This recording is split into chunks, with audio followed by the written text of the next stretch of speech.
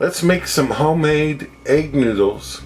I'm going to use my KitchenAid Mixer here, and that makes, if you have one of those, a KitchenAid Mixer, making these egg noodles is simple, fast. So I have 2 eggs here, and I'm going to put in 1/4 cup, half and half, which is light cream, or you could use milk. I've never tried buttermilk, but I bet you that would be good. And a teaspoon of table salt. And mix this up. I like to, after I get this mixed up, I like to have it sit for 5 minutes because the salt will affect the eggs and just make them better. I don't know how else to say it. So here I have 2 cups of flour, and we will add our eggs and half and salt, and we'll turn on the mixer and mix this up on low.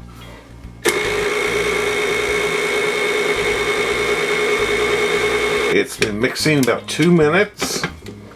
It looks like that. Now I like to let it sit here in the mixer for 10 minutes, 15 minutes, so that the flour can really absorb everything. Now I'm going to mix it up on high speed for about 2 minutes, like on high, like that, for about 2 minutes. Then you want to take flour and put it on your board here, and make sure your flour, your roller, and it's real sticky now, and you get it out and plop it down. Put some flour on top like that, and just get it started and roll it out. You need your space to roll this out about 2.5 feet by 2.5 feet for it to fit. And as you roll it out, you'll get extra flour here on the edges, and just pick that up and throw it on top here. And don't know if you can tell, but like here, it's already starting to dry.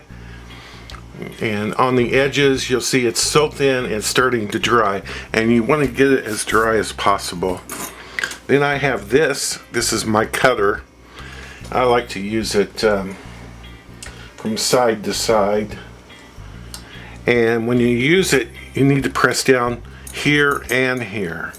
Press down on both sides and just cut your noodles. The noodles have been drying for like 30 minutes, and so you can already pick them up. They do tend to stick somewhat, and you could cook these now.